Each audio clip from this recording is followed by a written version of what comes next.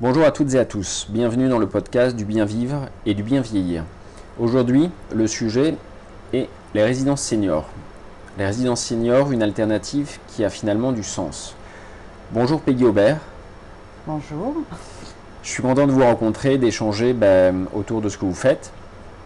On ne se connaissait pas, mais finalement on va apprendre à se connaître aussi autour de cet échange. Comme vous le savez, par mon activité de coaching, je souhaite mettre en lumière des personnes passionnées ou passionnantes qui gravitent de près ou de loin avec les seniors ou les personnes âgées. Donc les résidences seniors, d'abord pour commencer, est-ce que vous pourriez en quelques mots vous présenter et finalement nous expliquer ce que sont les jardins d'Arcadie à Anglet? En tout cas, merci de votre confiance et en tout cas de l'intérêt suscité par le sujet. Donc, je suis Peggy Aubert, je suis la directrice des Jardins d'Arcadie d'Anglet. Les Jardins d'Arcadie, c'est une cinquantaine de résidences sur l'ensemble du territoire français. Je viens juste d'arriver à Anglet, qui est une région que j'apprécie particulièrement, d'où ma mutation sur cet établissement. Et cela fait maintenant 4 ans que j'appartiens au Jardin d'Arcadie et que je dirigeais avant la résidence, les Jardins d'Arcadie de Valence dans la Drôme, donc à 100 km de Lyon à peu près. Je suis venue au Jardin d'Arcadie avec un réel intérêt pour ce type d'habitat alternatif, comme vous l'avez bien précisé, puisque la plupart des résidents qui rentrent dans cette résidence, ils sont autonomes ou semi-autonomes. Donc ce n'est pas médicalisé. Les personnes sont dans des appartements qui vont du studio au T3 et ils sont chez eux. Et c'est un souhait, c'est une volonté. Ils ont décidé de venir vivre chez nous puisque peut-être que leur maison ou leur appartement, où ils ont vécu la plupart du temps beaucoup d'années, qui fait partie de leur histoire, à un moment donné, ils se sentent peut-être seuls, isolés, ou bien ont besoin de sécurité, sentir qu'il y a une présence. Et l'avantage des résidences à vie seniors, c'est que vous avez une conciergerie qui est ouverte 7 jours sur 7, 24 sur 24, et qui permet cet accompagnement-là. Et du coup, est-ce que la plupart de vos résidents viennent vous voir de leur plein gré, entre guillemets, ou est-ce qu'ils sont accompagnés par leur famille? Alors on a les deux. On a les deux. On peut avoir un senior qui vient un matin et qui a décidé que c'était le moment et que cette résidence, ça fait plusieurs fois qu'il passe devant. Souvent ce sont des personnes quand même du quartier et ils ont envie de voir de lien social. Moi j'ai souvent quand même ce motif-là où je suis tombée, je suis allée à l'hôpital et finalement je suis restée quelques heures à terre. Et ça m'a inquiétée. Je me suis dit que finalement, si j'étais chez vous, je pourrais continuer à vivre comme je vivais avant, mais en ayant cette sécurité que ces choses ne se reproduisent pas. Et puis on a aussi des seniors qui sont accompagnés de leur famille, des familles qui sont plutôt dans cet accompagnement parce qu'ils pensent que pour leurs proches, ça serait plutôt une belle alternative aussi d'être dans cette résidence-là, ce qui leur permettrait de les voir peut-être un peu plus souvent. Des fois, c'est aussi des regroupements familiaux. Et aussi de pouvoir les savoir en sécurité lorsqu'ils sont absents ou qu'ils sont moins disponibles. Et justement, vous parliez de lien social, donc j'imagine c'est du lien social au sein de la résidence, mais aussi finalement à l'extérieur de la résidence. En l'occurrence, les jardins d'Arcadie, la Anglet, sont quand même très bien situés puisque c'est au cœur d'Anglet. Oui. Donc il y a aussi des commerces de proximité, il y a aussi une vie sociale à l'extérieur. C'est ça qui est important. Alors c'est vraiment un choix délibéré des jardins d'Arcadie. Ce type de résidence est toujours à proximité des commerces, toujours en centre. La résidence d'Anglet est particulièrement bien desservie, ce qui permet de rejoindre l'océan, comme on va pouvoir aller sur les commerces ou pouvoir aller rejoindre d'autres sites qui sont très touristiques et que vous connaissez particulièrement bien. L'idée, c'est véritablement cette ouverture vers l'extérieur. Ça, c'est un sujet important, c'est qu'on est bien dans la résidence, mais aussi le projet, c'est de pouvoir continuer à garder ce lien vers l'extérieur. On a percé pour nos seniors une période qui a été extrêmement complexe avec la période du Covid qui les a particulièrement touchés. Je pense que souvent, quand on discute avec une empêche, pas forcément que des seniors, il y a eu l'avant et l'après Covid. Et aujourd'hui, je me réjouis de voir nos seniors ressortir, profiter, surtout qu'on a eu quand même un bel été. Voilà, donc c'est vrai que c'est important cette ouverture vers l'extérieur et ces liens avec les commerces. Et en parlant de liens, justement, j'ai cru comprendre que vous travailliez avec une équipe assez complète et complémentaire, non? Est-ce que vous pourriez m'en dire davantage? Alors les liens, ils sont... donc on a une équipe de 13 personnes, avec chacun un rôle bien défini, des missions bien définies. La conciergerie est vraiment centrale, c'est-à-dire que lorsque le senior s'interroge sur une question une difficulté qu'il peut rencontrer, il peut se rendre à l'accueil de la résidence. Et l'objectif est de toujours pouvoir répondre à cette question et de ne pas laisser les personnes dans l'angoisse de la difficulté. Donc vous avez une personne qui est plutôt sur la gestion locative des appartements. Ce sont des appartements qui peuvent être loués en long séjour, c'est-à-dire qui peuvent être de manière tout à fait dans le temps. Et puis vous avez des courts séjours. Alors vous avez deux types de courts séjours qui sont présents sur l'ensemble de nos résidences. Ce sont des courts séjours découvertes. On peut venir passer une semaine, voire 2 semaines, un mois pour voir si on se plaît à l'intérieur de cette résidence. Et également des courts séjours répit, ce qui permet à des personnes qui auraient été hospitalisées et qui auraient des difficultés à rentrer à domicile de pouvoir bénéficier d'un appartement où on va pouvoir apporter un certain nombre de services. Donc ces services, quels sont-ils? Vous avez la restauration, avec un chef qui cuisine sur place et toute une équipe. Ça va du petit déjeuner au déjeuner ainsi qu'au dîner, et également du service à la personne. Donc ça peut être de l'accompagnement pour les courses, ça peut être de l'aide à la toilette, ça peut être également de passer du temps, de faire des promenades, l'entretien du cadre de vie. Et ça peut être aussi le lien et la coordination à domicile autour du soin. C'est le lien avec les infirmières libérales, avec les médecins locaux qui se déplacent et qui vont à domicile, et également les kinés et toutes les professions paramédicales que l'on peut rencontrer. Et ça peut être aussi le coiffeur, la pédicure, tous ces services qui sont importants et qui peuvent bien sûr ils peuvent faire appel à des prestataires extérieurs qui viennent à l'intérieur de la résidence. Et nous avons des infrastructures pour les recevoir et leur permettre d'effectuer tous leurs services sur notre résidence.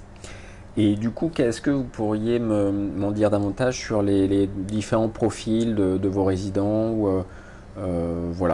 femmes, hommes, moyenne d'âge, ou quel est ou même... Alors, sur une résidence comme la résidence d'Anglet, on a une centaine de résidents avec une moyenne d'âge de 86 ans.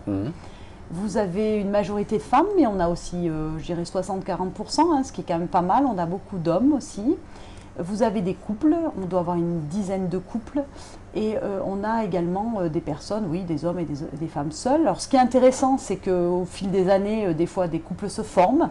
Donc il y a vraiment une troisième page du livre qui s'écrit dans cette résidence, des amitiés qui se créent. Au-delà des amitiés qui peuvent bien sûr conserver de l'extérieur, et leurs amis bien sûr peuvent venir, et eux ils peuvent se rendre également chez leurs amis. Ils peuvent avoir leur propre véhicule, nous on a un parking, ils peuvent avoir des vélos. Enfin vraiment, je crois que l'art de vivre de nos seniors est un bel exemple de réussite, en tout cas dans Résidence Service Senior. Et justement, au-delà de l'aspect fonctionnel ou pratique dont on parlait il y a un instant, je pense qu'aussi vous êtes d'accord sur le fait que tout ce qui est bien-être et justement l'importance de l'estime de soi, la confiance en soi, la fierté aussi, le lien social aussi est extrêmement important, même les émotions aussi, la gestion des émotions. Vous voyez, de par votre expérience, j'imagine, un tas de bien sûr, non mais avoir un accompagnement psychologique, on va le dire, ou même émotionnel, est extrêmement important vis-à-vis de nos seniors. C'est quelque chose qui existe dans des résidences et des établissements ou des structures plus médicalisées, d'avoir un psychologue, mais ça a son importance. C'est un mot qui peut faire peur, mais cette écoute et comprendre ses émotions, c'est pas anodin de quitter son domicile historique pour intégrer une résidence. Ça peut poser question, et cet accompagnement, il me semble extrêmement important. Vous avez l'accompagnement de l'aidant naturel, ça peut être la famille, ou l'aidant professionnel, ça peut être aussi une infirmière qui accompagne du domicile historique vers la structure. Mais d'avoir un accompagnement, je dirais, extérieur et une vision extérieure, ça permet aussi aux seniors de s'exprimer sur des choses n'a peut-être pas forcément envie d'inquiéter ses proches ou parfois d'avoir l'impression de les décevoir dans le choix du projet. C'est un vrai projet. C'est un vrai projet qui peut prendre du temps.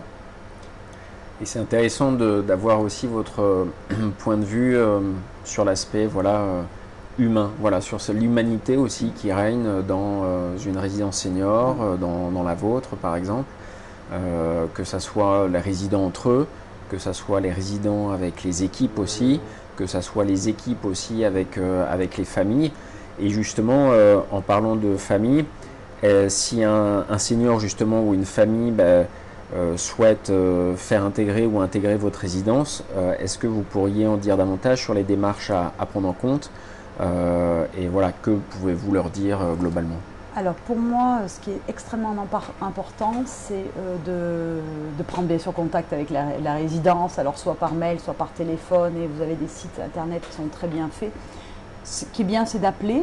Ce qui est intéressant, c'est de venir visiter, de jamais intégrer une structure sans visiter, venir déjeuner, se rendre compte de l'ambiance, de la population, en tout cas des personnes qui habitent ici, pour voir si le projet est cohérent aussi avec les attendus.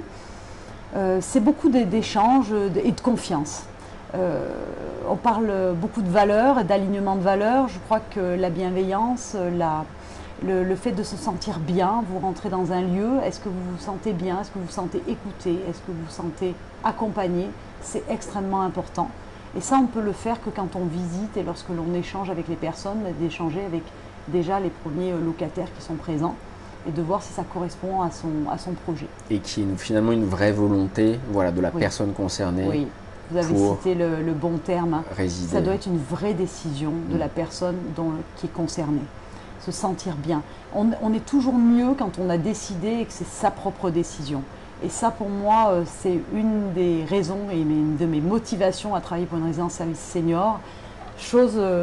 Et Dieu sait que je suis très admirative des structures médicalisées type EHPAD, mais il est extrêmement important de toujours accompagner la personne et que ça soit une vraie décision et un vrai projet personnel. Et pour finir, du coup, je voudrais vous poser une question peut-être un peu plus globale, un peu plus générale. Selon vous, pour l'accueil et la vie des personnes en résidence, quels sont les enjeux actuels et à venir, justement, pour les seniors dans les résidences, en termes de services peut-être, en termes de...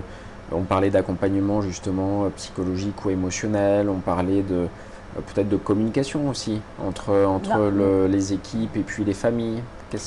L'enjeu majeur, c'est la connaissance en fait de ce qui existe et surtout ne pas avoir d'hésitation à prendre les informations là où elles sont. Alors pour moi, le premier déclic, c'est d'aller au centre communal d'action sociale de la ville dont on dépend, puisque vous avez ce que l'on appelle un guichet unique qui va vous permettre de récolter de l'information sur d'une part le maintien à domicile et d'autre part les solutions existantes.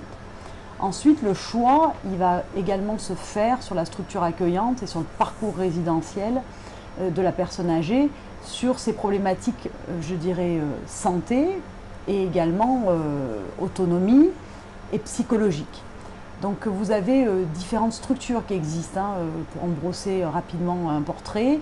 Vous avez les résidences services seniors, vous avez les foyers de logement, vous avez les résidences autonomie, vous avez les EHPAD, vous avez les unités protégées, parce que toutes les EHPAD n'ont pas forcément les mêmes types d'accompagnement. Donc le médecin traitant peut être aussi un interlocuteur de choix.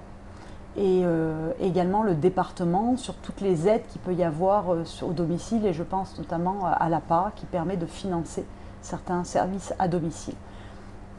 Là, c'est difficile, je vous brosse très rapidement tout ce qui peut exister, mais tous ces renseignements, on peut les avoir centralisés.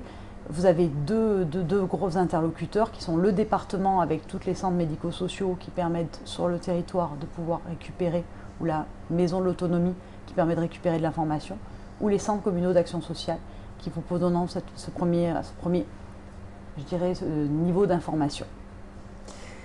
Merci beaucoup pour ces informations et ces conseils aussi pratiques, très Merci très utiles. Merci Peggy Aubert. Et en tout cas, je vous dis à très bientôt à travers les podcasts et rendez-vous. En tout cas, je vous remercie et je vous dis à très vite. À très bientôt, merci, au revoir. Au revoir.